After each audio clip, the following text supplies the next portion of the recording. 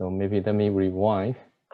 Yeah, so for this semester, we cover a lot of topics. And this is the week 12. And we cover from the very beginning, foundations, physical systems, operations, programming through cloud quantum computers, and we talk about quantum error correction. Unfortunately, we are not there yet in terms of real divide, but I think it's quite close. And we talk about an ideal framework using topological quantum computations, which will be robust against noise and error.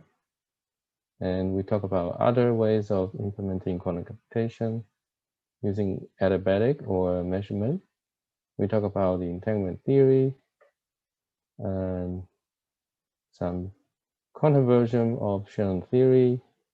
We talk about node cloning, how non-orthogonal states help you to do the key distribution.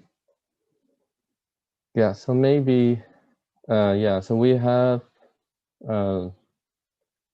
less than 2 weeks of lectures, and the remaining will be presentation from you. But maybe, given that we have gone so far, let's do a poll and see which of the recent topic that you like. Let's see, I'll pull out the poll. Yeah, we haven't done this for a while. So let me just give you 1 minute or so to see what people's interest and favorite topics.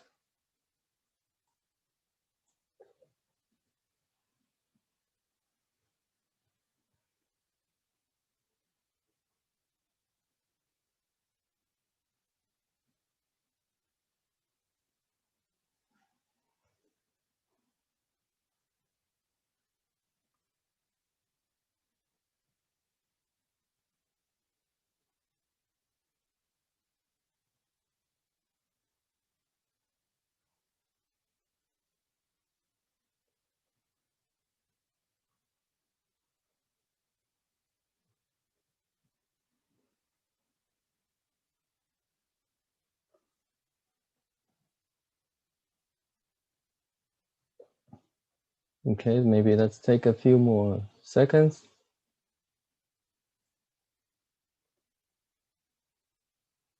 Okay, most of you have responded.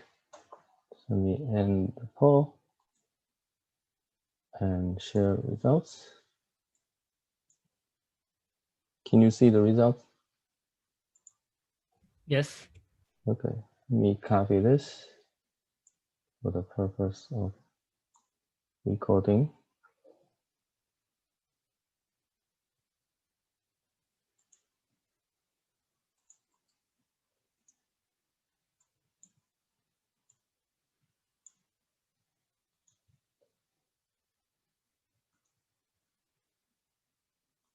Okay, yeah.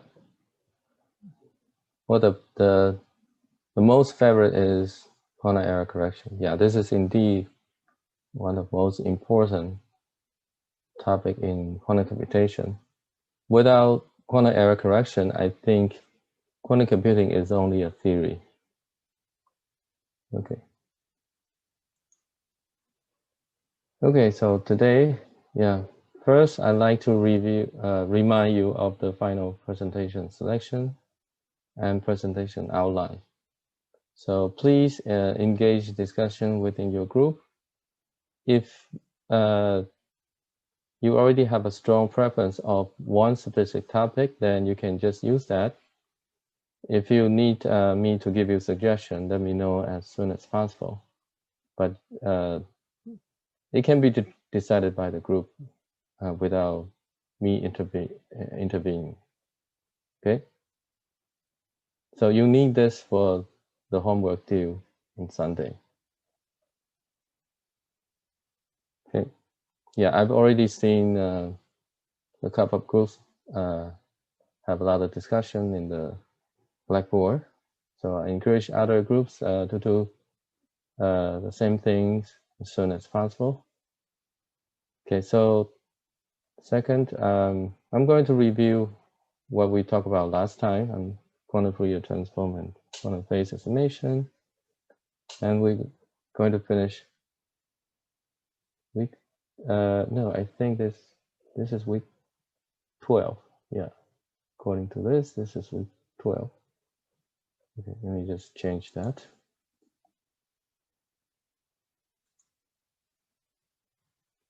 So we're going to finish this week's topic on quantum phase estimation and applications. Okay. I also want to inform you that there was a colloquium yesterday. Yeah, maybe some of you already attended, but I forgot to send out the information earlier. But this talk colloquium was recorded, so you can have a network stream.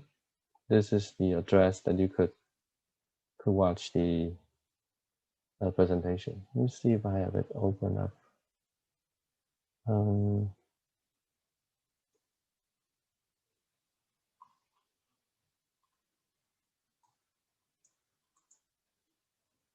Okay, I don't think I have that open up.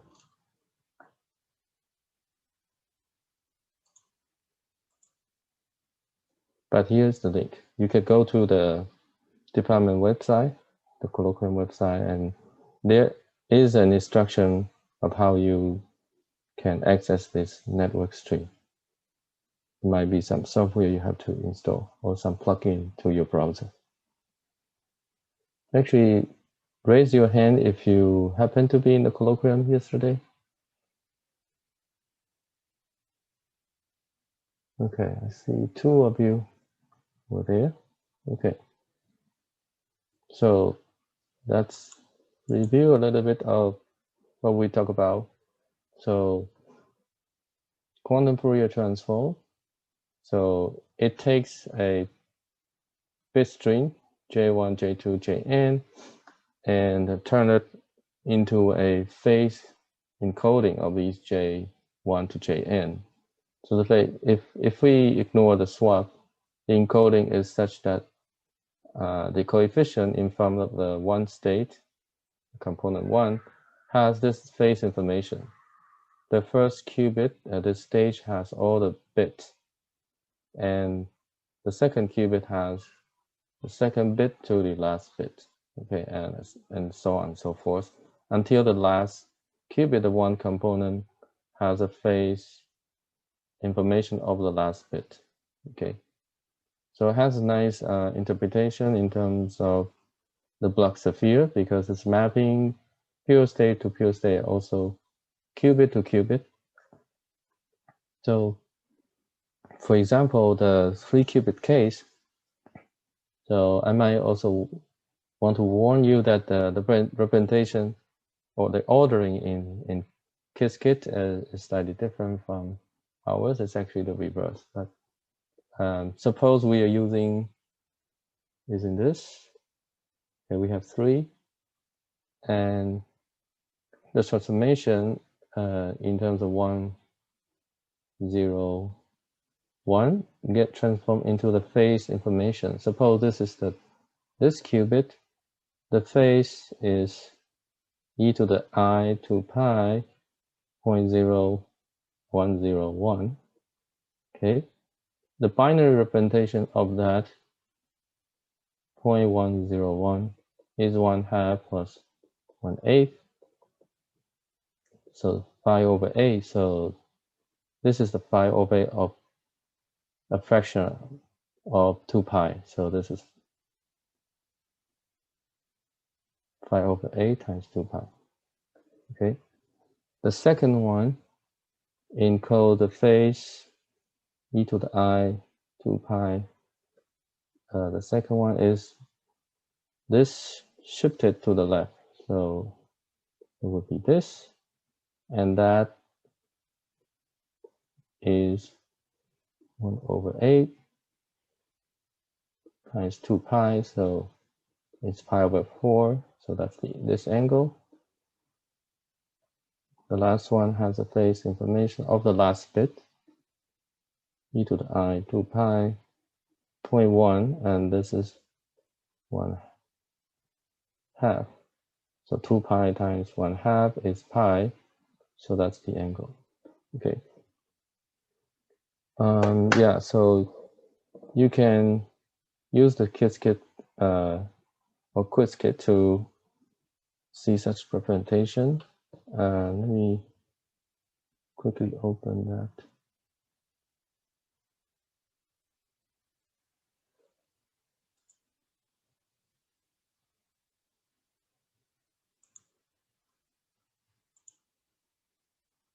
Let's see, this is the one. Right?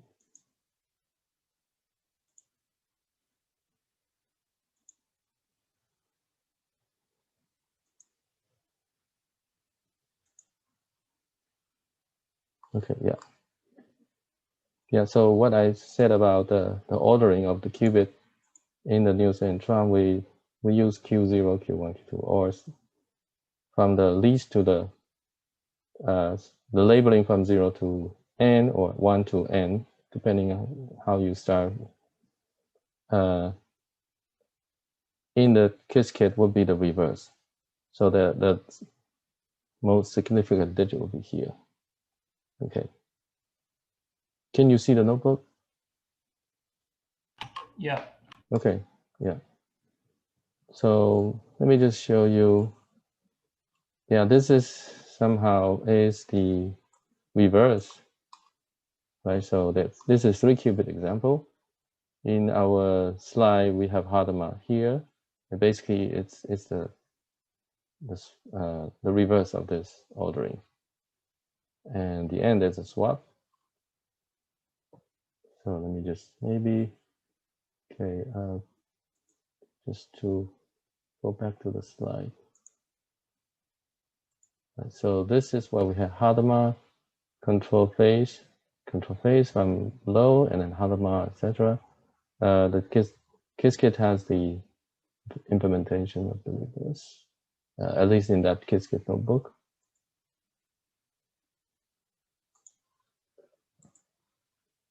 Okay, and you can define on a Fourier transform. So it has, for example, the Hadamard, and then you also have the control phase, right? Control phase depending on the distance, right? This is the distance. The larger the distance, the smaller the angle. So 2 to the k, yeah. And then at the end there's a swap. So here the swap is not yet implemented. So this is what's shown here.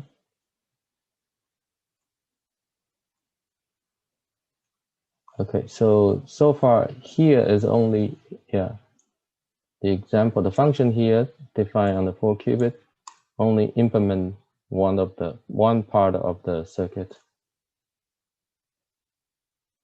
Then you can, yeah, this is a second definition. I took this code from the Qiskit online book. So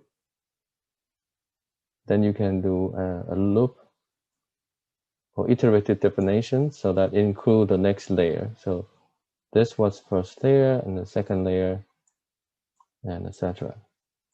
Okay. And you also need to swap. That's the swap here. And this is the whole quantum Fourier transform circuit indicated here, including the swap. Okay. Yeah, so then there's some example of what I showed in the slide. This is initial 3-qubit encoding 1, 0, 1, but in terms of Qiskit, they read backward. So this would be 1, 0, 1, happen to be the same. Okay, and that's the circuit. And this is when you transform that 3-qubit state after the quantum Fourier transform, and you plot the blocks appear. This is what I show you. Okay, this is pi 5 over a times 2 pi, and this is pi over 4, and this is pi angle. Okay, and you could also do the reverse. Essentially, the reverse, in terms of the quantum circuit, it's relatively easy. You just say dot inverse. And what the inverse does is really just reversing the circuit, taking complex Hermitian conjugate. Most of these are the same, except the angle here, they need to put a negative sign to the angle. You basically run it backward. Okay, so that's basically the quantum Fourier transform. Yeah, so you could execute this on the real back end. Yeah, but I'll let you play with this. I'll post the notebook in Blackboard. Any question on this part? This really just built everything from scratch. But in Qiskit, actually, QFT is already a package. Okay, let me switch the share back to the slide. Okay. And once you have the quantum Fourier transform, you can actually do the phase estimation. Yeah. Simply put that if you have a state of those Bloch sphere, you just reverse the circuit, invert the circuit, and you can read out these J. So if you have phase encoded in this way, you can extract the phase in terms of their binary representation. Okay. And how do you encode the phase into this form? Suppose you have an eigenstate. For example, you apply the control unitary, and there's a phase kickback to here. You apply this u to the 2 to the 1 power that encode another phase shifted by 1 digit to the left.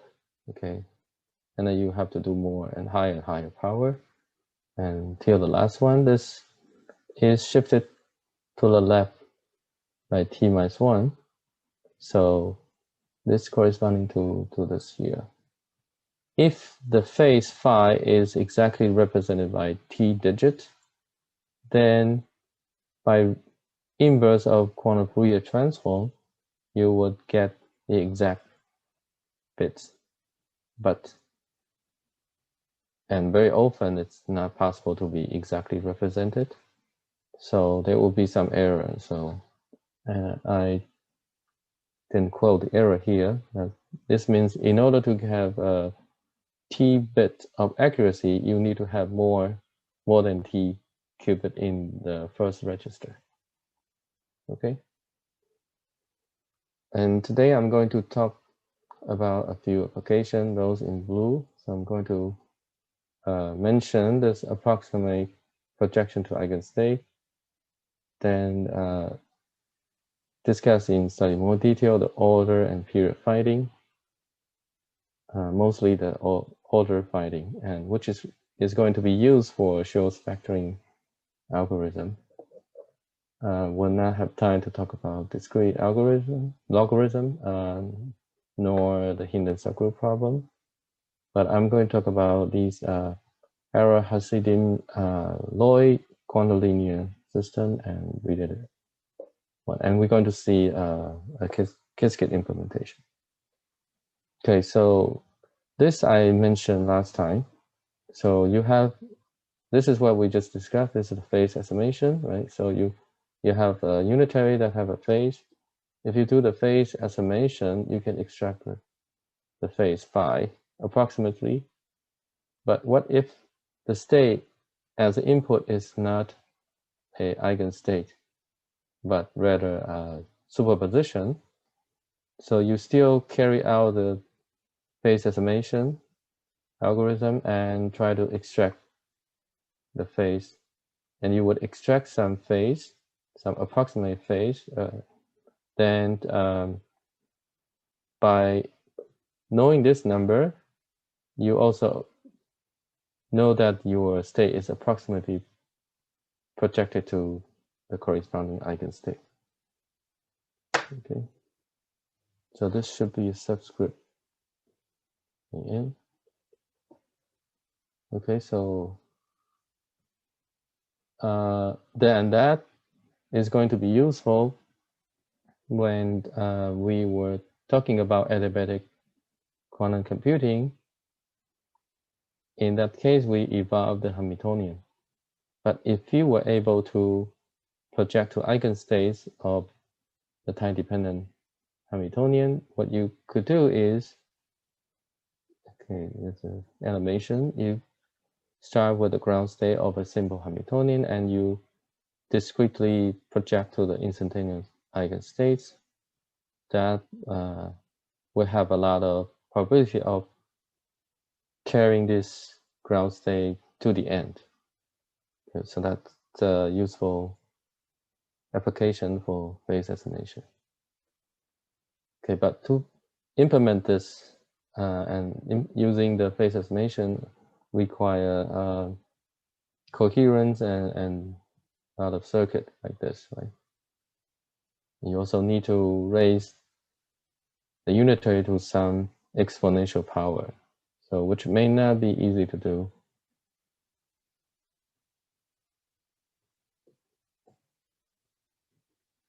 Okay, so next topic is order finding. So this is going to be specific to this function, which we're going to be used for factoring algorithm. So let me describe the setting. So given two numbers, x, integer number, positive integer number x and n, and we want the x to be smaller than n, and suppose they do not have any common factors, we want to find the order or the order r such that when x raised to r power modulo n is going to be 1.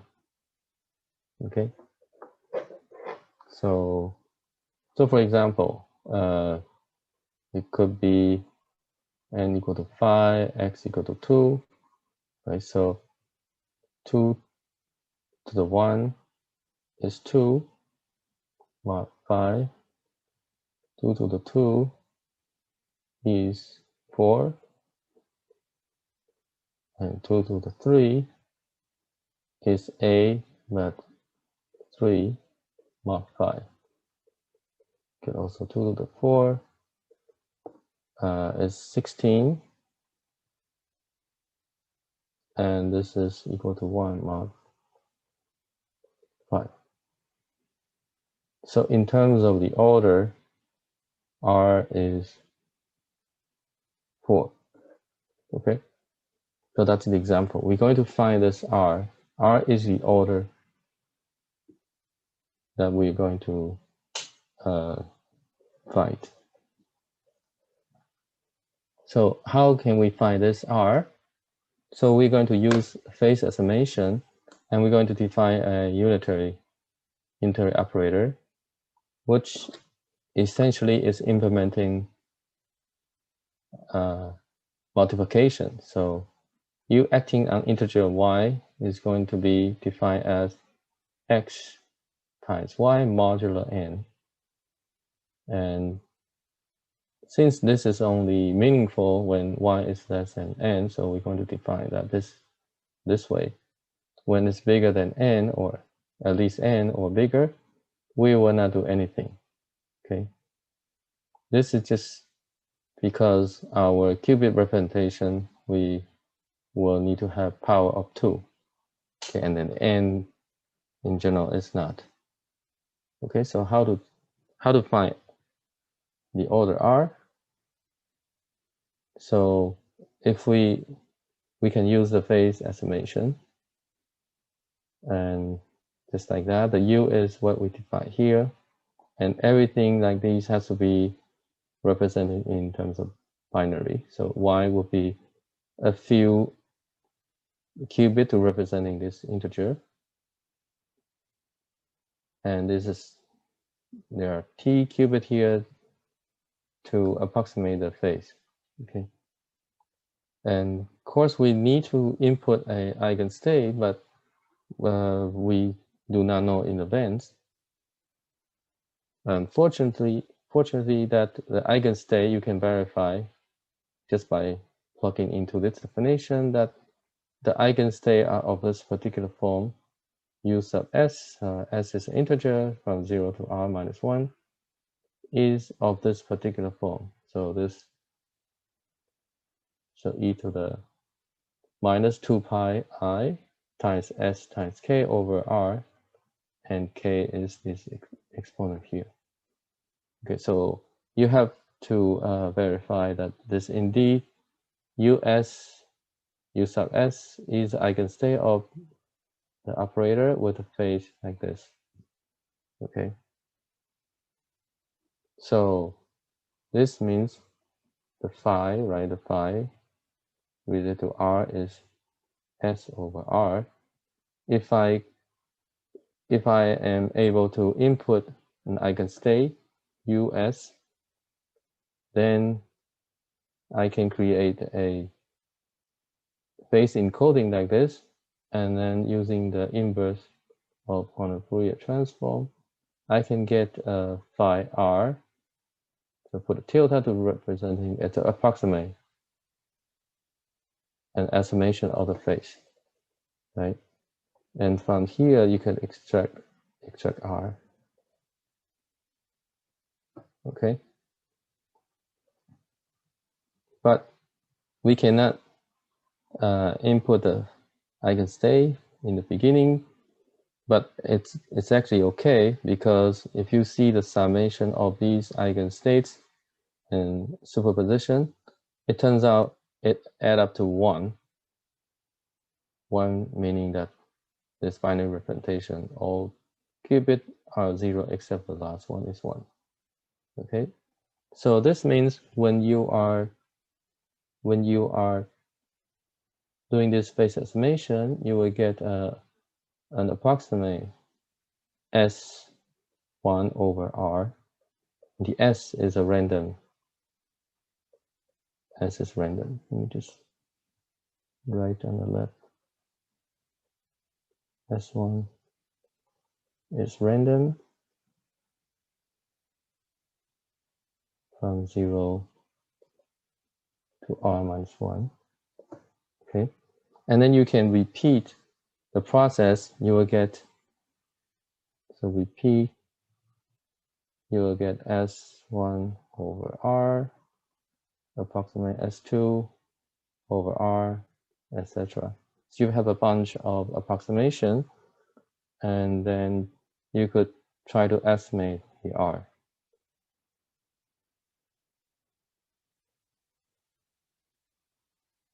Okay, there's study more detail regarding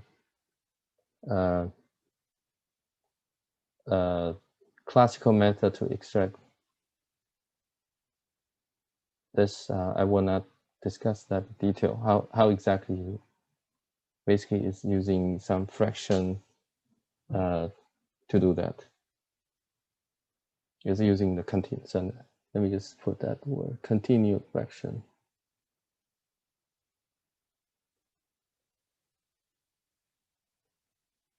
Can estimate the R.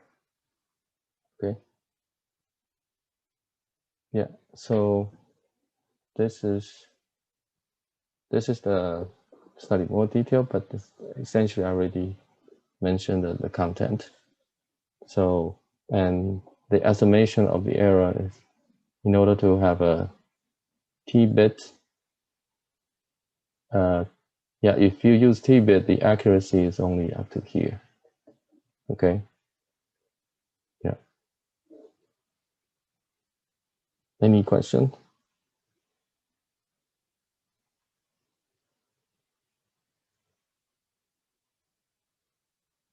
Okay, so I'm hiding this continued fraction, but it's some math to give a good estimation of this. So because you get approximate S, and then you would use continued fraction to find the best estimation of R and S over R. And then if you have a different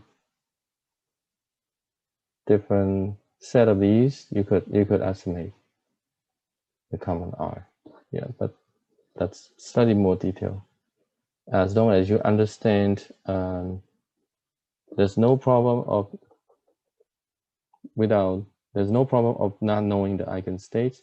You can input a one state and you perform this phase estimation. You can get approximate of S random integer over R, and from a few repetition you can extract the R. Okay.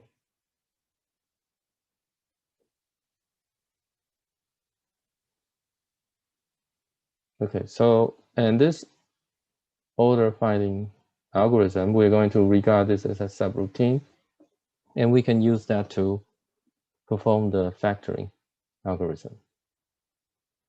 Okay, so this is the order finding.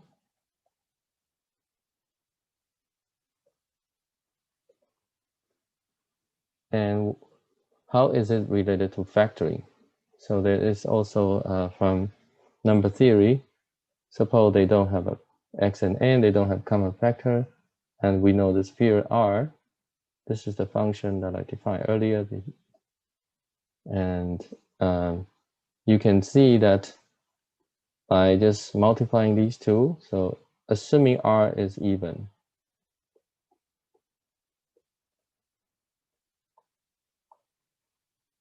okay, then this is an integer raised to an integer power, and plus 1 times the 1 minus 1, you will get x raised to R minus 1 is 0. So this means that n divide the above expression, right? Because something 0 mod n, this means you get some factor. So meaning that these two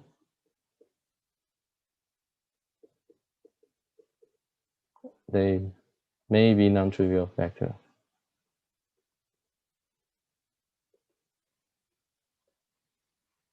Okay. So that's the mathematics behind the factoring in Shor's algorithm. Okay. So the way to find factors, for example, this possibly here or this, is really just use the order finding algorithm to find the R. And from this, you just check whether you get a factor or not. Okay. So this is the simple way to understand Shor's factoring algorithm. So I want to pause to see if you have any question.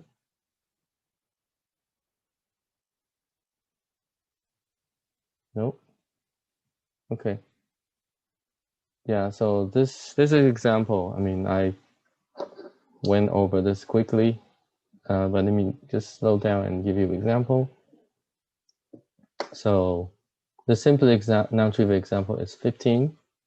You want to factorize 15. So let's choose some number which is coprime. So meaning there's no common factor. So these are the possible 2, 4, 7, 8, 11, 13, 14. We can try to find the period R of this function. You can verify that the periods, corresponding periods are 4, 2, 4, 4, etc. And these are even number, so you can perform the square root, and then you can check whether this z, x raised to R over 2 plus minus 1, is that a non-trivial factor? If it's not 1, then that's a valid factor. So for example, you take x equal to 11, the period is 2, right? So this means that we're going to find 11 raised 2 over 2 and add 1, or 11 raised 2 over 2 minus 1. We're going to see if there's factors. So you find there's 12, and this is 10, and you just classically find the GCD, the greatest common divisor. In this case, you get 3, you get for the case of 12, and for the case of 10, you get 5. So, and Shor's algorithm essentially is to find the R, the order or the period of the function. Okay. So I hope that this sort of complete the understanding of Shor's algorithm, and using the order finding that we just mentioned. Okay. And to implement these in real circuit are not trivial.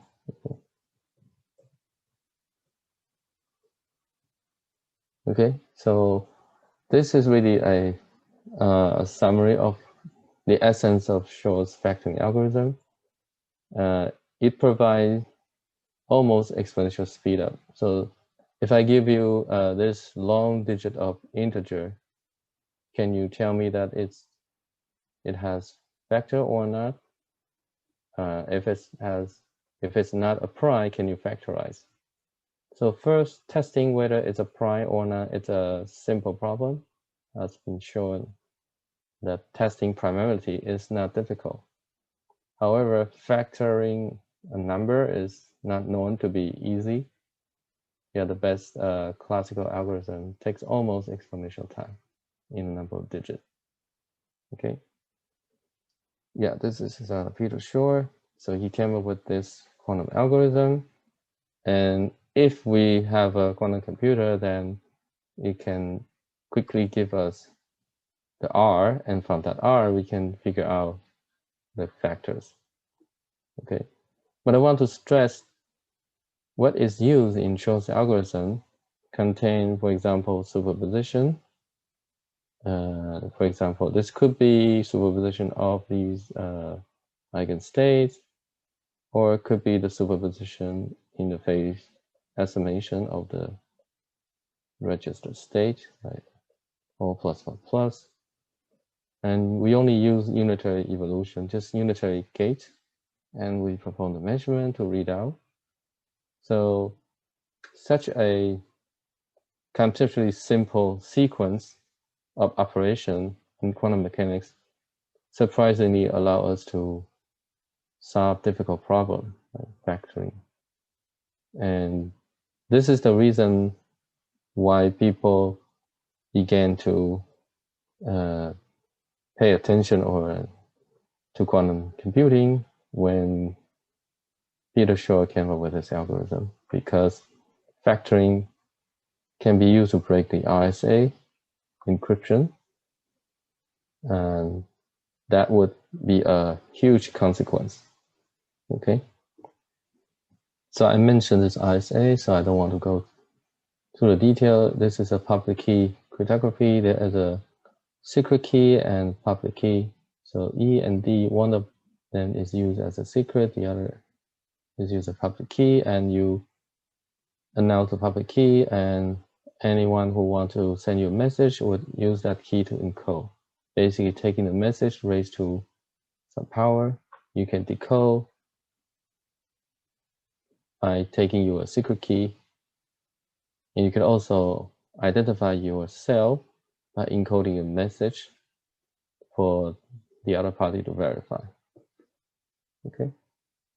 Yeah, so I mentioned about the complexity. So this is a rough estimate of how quantum computer can really help.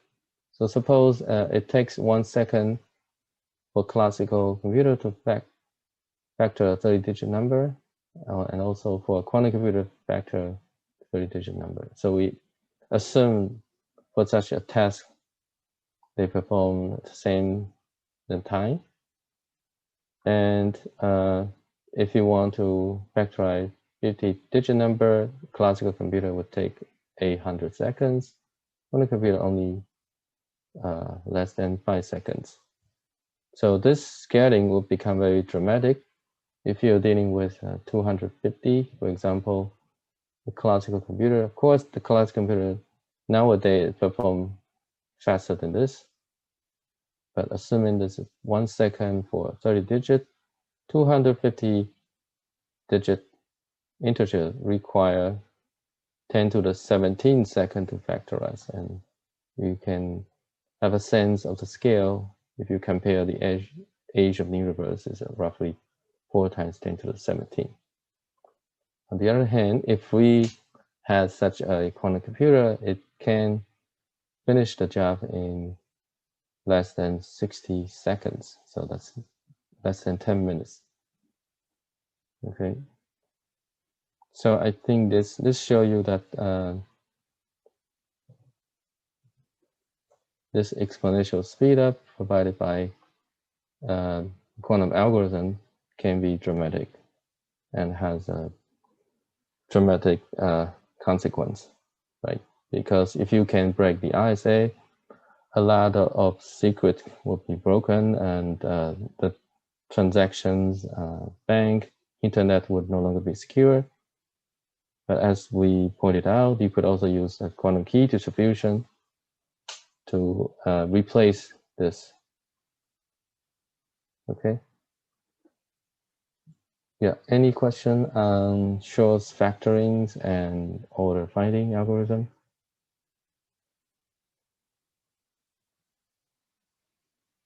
Okay. Yeah. So this is the summary. I took this from Nielsen and Trump's book. So first you would do a lot of classical analysis. So for example, it's even, then you return the factor 2. And then you decided whether n is of this particular form, integer to some power. This can be checked efficiently by a classical algorithm. Basically, you try to see how much you can do using your classical algorithm to reduce the number. Yeah, and if you pass these two, you could start engaging using Shor's algorithm. Choose a number which is coprime. But if you happen to choose a number that has a GCD greater than 1, then you find one of the factors. Okay. Okay. Once you exhaust all of these, you would use order finding subroutine to find the R. Yeah.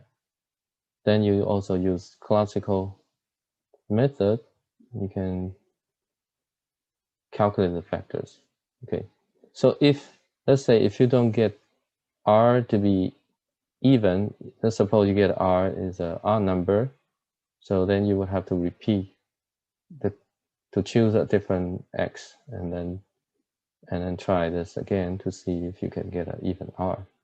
And use some theoretical result. You can show that the case of getting R number is small, and you have large probability to successfully factorize number.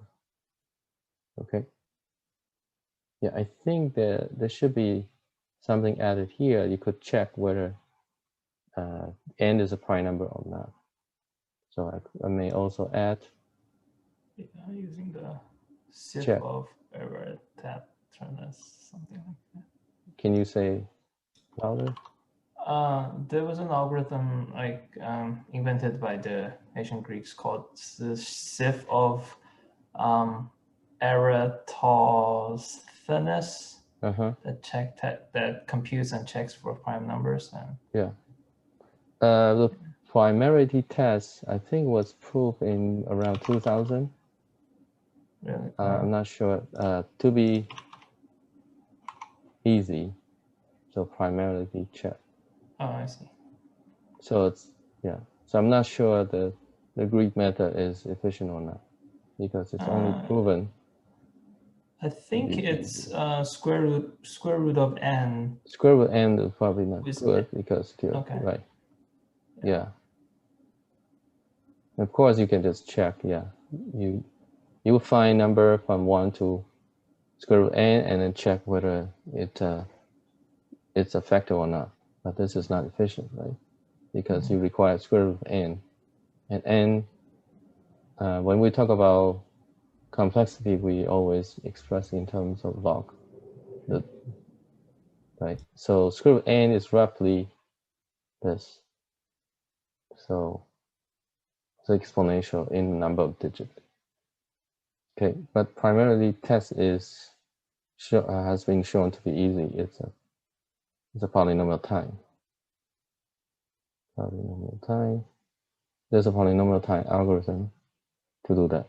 So basically, you check if it's prime or not. If it's not, then you check if it's a factor. If it's not a prime, you see if there's a factor 2. You get rid of the factor 2, and then you could just do the Shor's algorithm. Okay. Yeah. So, any more questions? Because I'm going to move on to the next. I have a question. Yeah. It seems this algorithm can only deal with a certain type of a number, only x power -1 or +1. How to guarantee that this can find the actual factor? Maybe the factor is not like that. So from this, if r is even, so these are valid integer, right?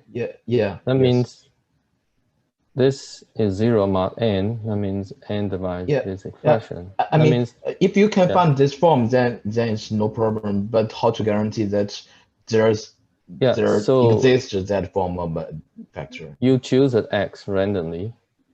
You choose an x randomly and use a quantum algorithm to find r, right? Yes. Once you get r, you just calculate this classically. You calculate these two factors, and then you try to find the GCD of these with n. These are guaranteed to be factor. Yeah, but maybe you cannot find a asking about this? You asking about this mathematic of this, or? Yeah, I mean, if for every number you choose, then r is odd number. Odd number, yeah, it could be odd. So I don't rule out such scenario. If r is odd, you choose another x. Right. So you're questioning about this condition, right? It's not guaranteed that r is always even, but if it's odd, then you choose another. But it's guaranteed for any non-prime n. It's guaranteed to have a lot of even. Okay. Yeah. Okay. I mean, we see this example. Okay. Of course, that's not a proof, but yeah. Okay. Thanks. Okay. What is a non-trivial factor? Is it just? Can you say louder? What is a non-trivial factor again? Non-trivial factor meaning not one. If one is a trivial factor, right? Okay. Yeah. Well, right. For example, if you get 1 here, then you don't get anything, right? Okay. Yeah.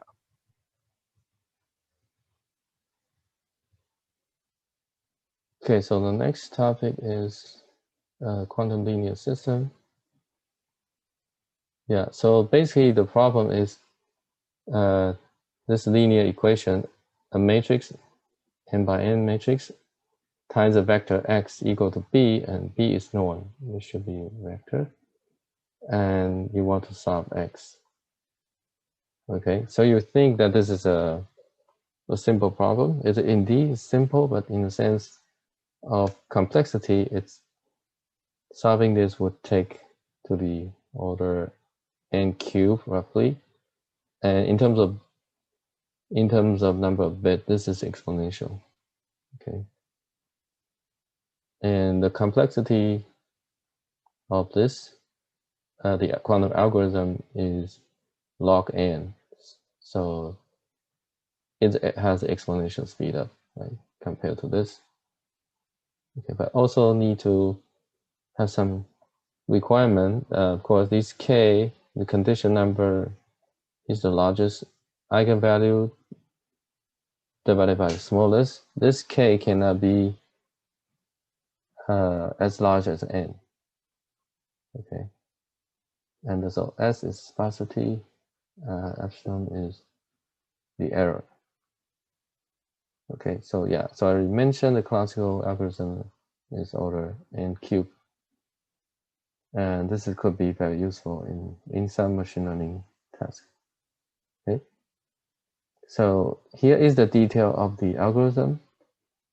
We're going to simplify our discussion by assuming n is a Hermitian.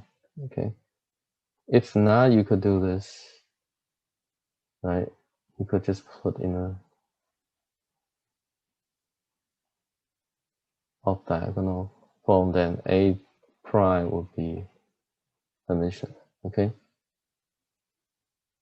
Yeah, and because it's Hermitian, so you can diagonalize that, assuming we diagonalize that and has eigenvectors and eigenvalues. Okay. Then formally we can expand this B. Here I'm going to also assume the BI's are normalized. In a sense, BI square, sum of that is 1. Okay. But this is just an overall scale. Overall, you want to scale this B factors. Okay. So this is the B vector, and it can be expanded formally in terms of the eigenbasis of A. Okay, suppose we expand and include this. So we don't do the conversion explicitly, just formally you can write that. Okay. So the algorithm is as follows. So first you prepare a state which has all the numbers from 0 to t. So it's like you have all the plus state, right? So this will be 0, plus 1, plus 2, etc. Plus 2 to the n, minus 1. Okay. So you prepare this. The second cube is the second I should say the second register is the vector b, right? So I'm just saying that this is all tau. Okay, I'm ignoring the normalization times beta expanded beta j uj expanded in the eigenbasis. So first step is easy to prepare. Okay, and we're going to do the phase estimation. This is like doing the phase estimation. Like you have the state, and then you do the u raised to 1, u raised to 2, and u raised to 2 to the 3, etc. So 2 to the 2. And this exponential here, in terms of time, we put it like this. Okay, this just to simplify without writing like this kind of circuit. And t0 is some normalization of time, so some unit of time. Okay. Suppose we already chosen these numbers, and applying this control evolution, control unitary, it's representing essentially this. If you treat this u as e to the I a t0, And then this is the circuit. Okay, this will be the control A. Okay. So after this, then it has a phase kickback, right? So phase kickback, and this is the kickback phase.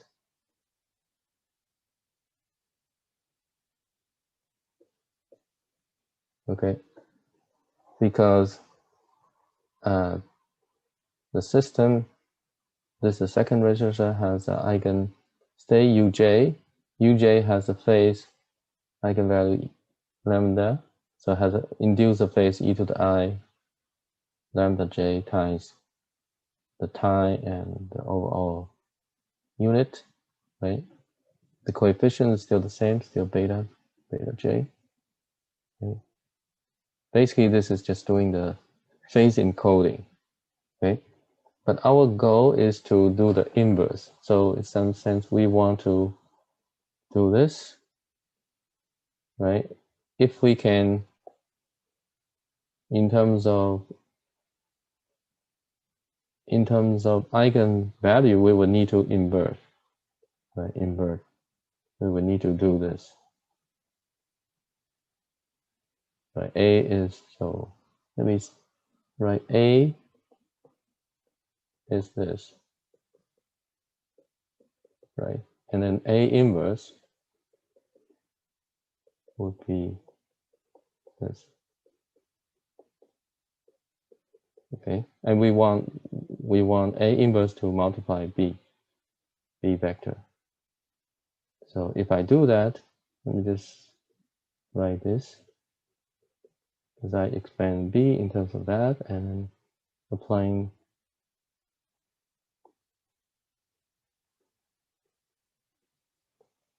this, basically just put the vector Bj, a factor lambda, in the denominator, right? So this is what we want.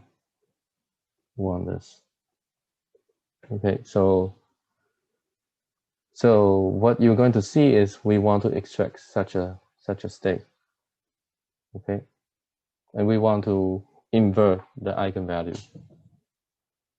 Okay, so first we're going to do the inverse quantum Fourier transform to read out this phase, this eigenvalue. So we're going to just denote that as this state. So once we do the inverse Fourier transform, we do the inverse Fourier transform. That register, remember we read out these J1, J2, etc. When you read out that, we're going to denote that as lambda j tilde. Okay. So as I said, how do you apply the inverse? Inverse of A. Let me just erase. How do you apply the inverse? By dividing each term by this lambda j. But how do you implement that? Okay. So far, so good. Any question?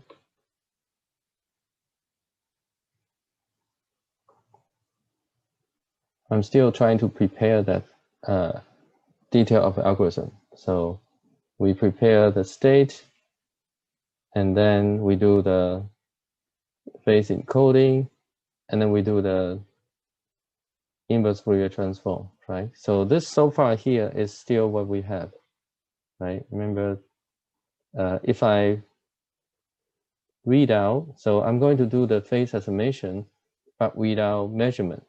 So I'm going to only carry the inverse Fourier transform, right? In the previous discussion, if we perform measurement,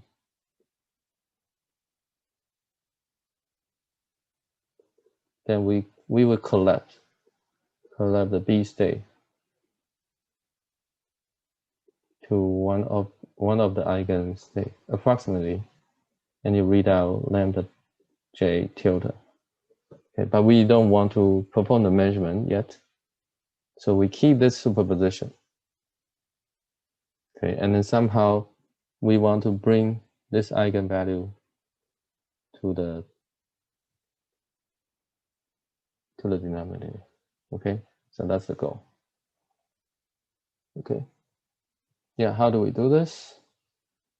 It turns out that this is not possible to do it with unit probability because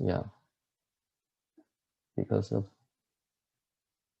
inverse is not a unitary. It's not a unitary action. Okay.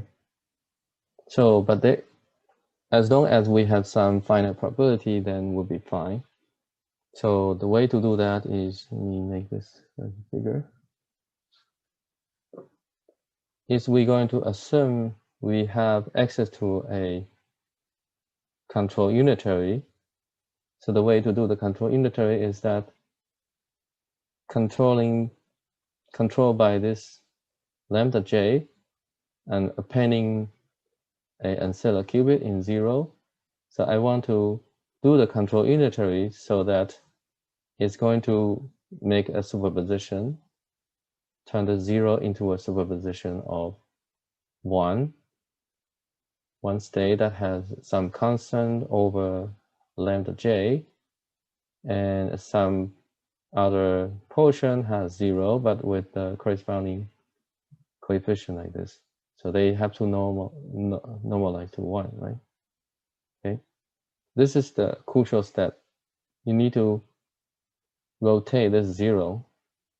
So if I can rotate to this perfectly without this component, then I can succeed with probability 1, but it turns out it's not possible. Maybe this sort of explains why it's not possible. Because they would always need to have some component of 0. Okay. So you're going to do this control unitary. This control U, the control is here and the target is here. Okay.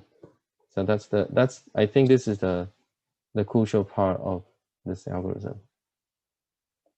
So I think this is probably the most important part in this algorithm, HHL algorithm. Okay, then if you compare the coefficient, this is what you want, right? Because it has lambda j in the denominator. Okay, but note that C over that has to be less or at most 1, right? So meaning that your C has to be less than all the eigen values. So there's some constraint on how large C you can choose. You want C as large as possible, but there's a constraint on that. Now you undo these base estimation, because now this is not needed. So we want to undo that. So when we undo that, it would just bring this back to all tau superposition. Okay. It does not change anything on the third on this qubit. On this qubit. This is just still carry over. Okay. So the way to do that is really just carry out the inverse of your phase estimation circuit. Okay. Okay, then we're going to perform measurement. So we're going to perform measurement here on this qubit. If you get 0, then say if we get 0, then we're back to the initial. We're back to initial starting point.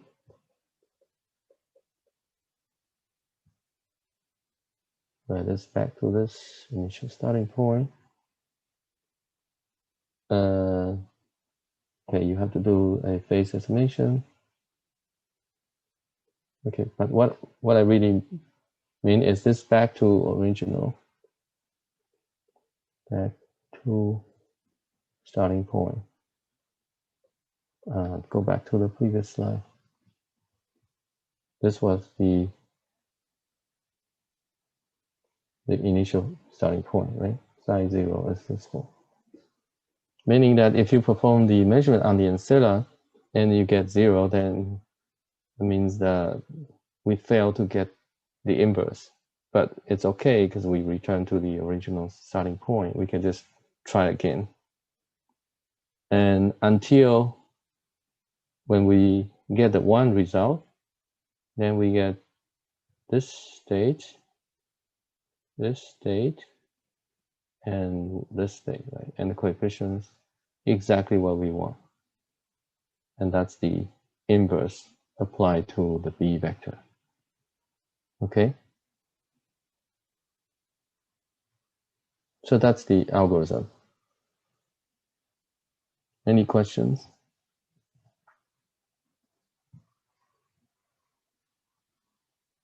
Okay. Yeah, so we still have a few minutes.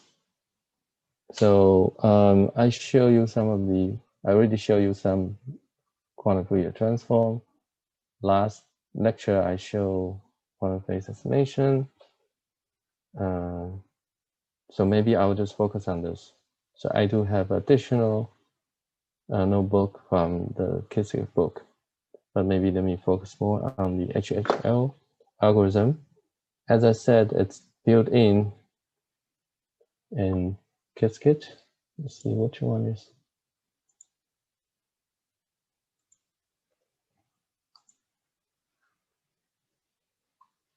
Yeah, can you see the notebook? No.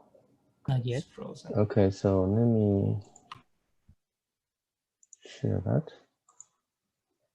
Okay, you see the notebook now? Yeah. Okay, so this is the notebook for the HHL algorithm. Well, first you load some required packages, but I want to mention there are important three important classes that we need to know.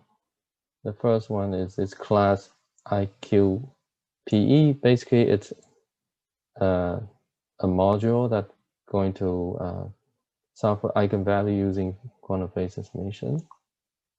Okay, and there's also lookup rotation, which is this control unitary, right? That we're going to do the inverse. Okay, so that's this.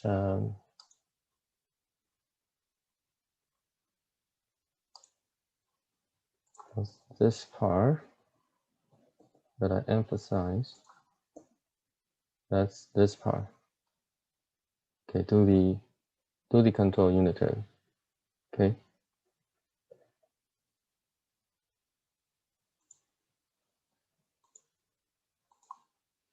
Okay. And then the main driver is this HHL, and you have to put in the required matrix, vector, and some other parameter. Okay. Yeah, and yeah, there is a class that is implicit use. It's the phase estimation circuit, and also use the evolution instruction, which let me identify. That is essentially implementing this phase encoding. So essentially you need to have this control unitary. So the evolution circuit is this part. Okay. Yeah, so I won't be able to go through all the detail, but I want to give you the structure of the algorithm. Okay. Yeah, so we first define a function that we're going to use to find eigenvalue. So that's the matrix as input. Number, you have to specify number ancilla. That's the number of bit you want to use to encode the phase.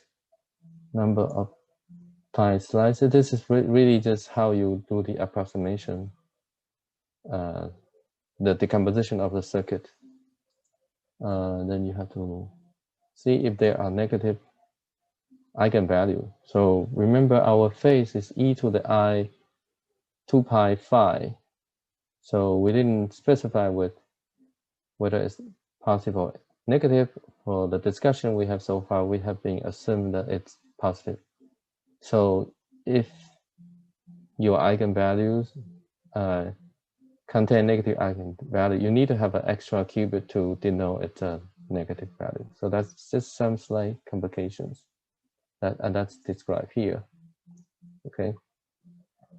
If you use one, if you have negative eigenvalue, you need to have one more ancilla to do that. Okay. And then you're going to construct circuit, which is quantum Fourier transform and its inverse, and return this class. This class is this that I mentioned. So it's eigenvalue using quantum phase estimation. Okay. Okay. To see how good the solution is, we're going to define fidelity, which basically is the overlap between the solution from HHL and the solution that we find by exact diagonalization. Okay. Okay, so this is the matrix A, and this is the vector. Okay. And there's also HHL algorithm has a function that will try to resize the matrix if necessary. Okay, but the detail of that, maybe you can refer to the documentation, which maybe I open that. Okay, there's eigen. Yeah, you can refer to the documentation. So for example, QPE, so these tell you the parameters, the method, and if you're really curious, you can go to the source code that they're implementing these functions. Okay. Then we go back to notebook. Okay. Okay, then basically we may need to do some resize. So for example, your matrix is not Hermitian. Okay, this one is Hermitian, but if it's not, you need to put in this off-diagonal form that I showed earlier. Okay, and then you do this function create x. This is defined here, and then you would say how many registers, number of qubit, and you start initialize state. This vector v is this here, the b. This is the b you initialize, and this part use the lookup rotation to initialize this reciprocal rotation module. Okay, the actual algorithm is achieved by this HHL. You input all the needed information, matrix, vector, whether you want to truncate the power, truncate Hermitian, the X are the module. This is the module that going to use phase estimation to get eigenvalues and eigenvectors. So you need to also have this.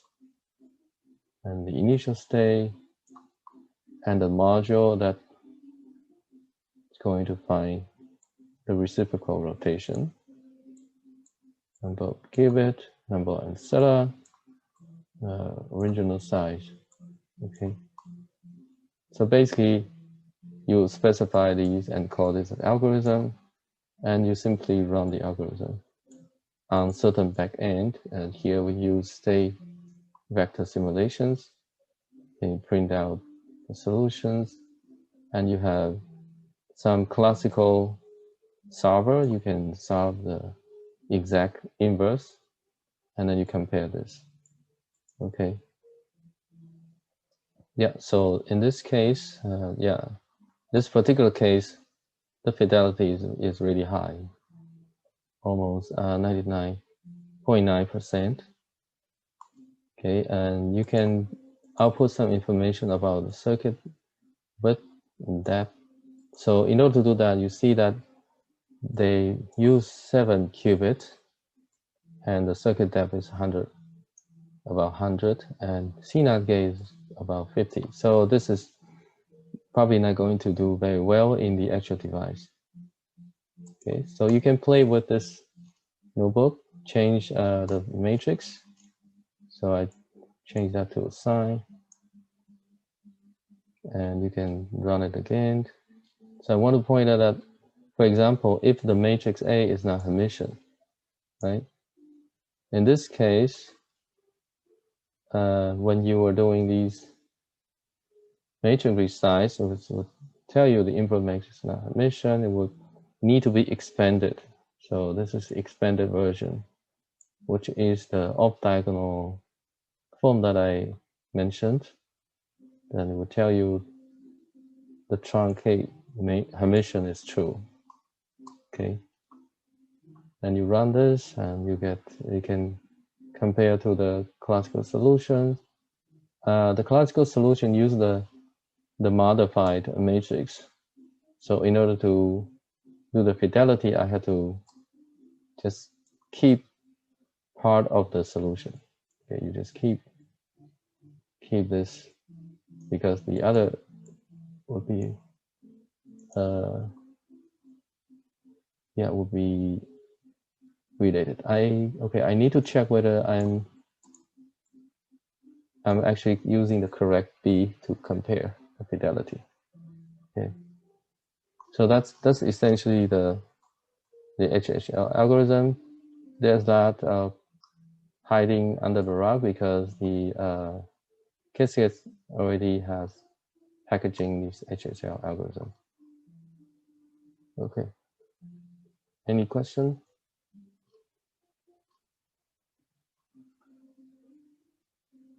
Okay. So I also have other notebook. So there is one.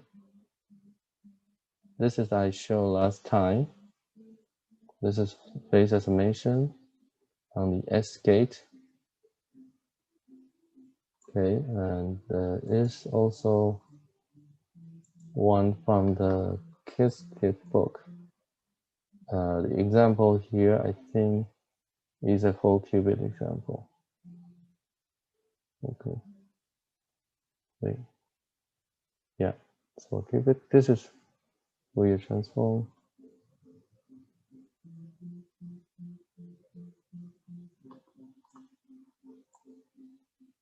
Yeah. Okay. This 5th qubit would be the state of the system that you do the phase feedback. Okay, so yeah, so maybe I will let you guys explore the notebook in more detail by yourself. And this is the notebook and the Fourier transform. Okay, maybe let me switch back to the slide. Okay, any questions?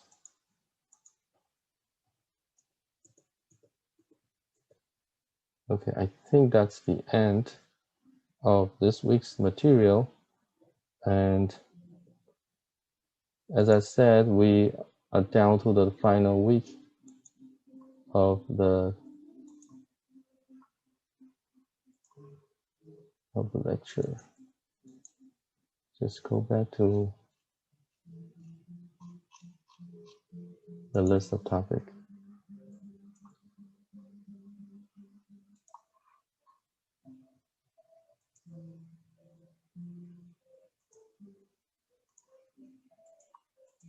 Okay, so I think we can put a check here. So there's 1 week of the lecture. I'm going to talk about quantum simulation, sensing, and metrology. This is going to be really brief introduction of this subject, because each inner cell can contain a few weeks. of lectures.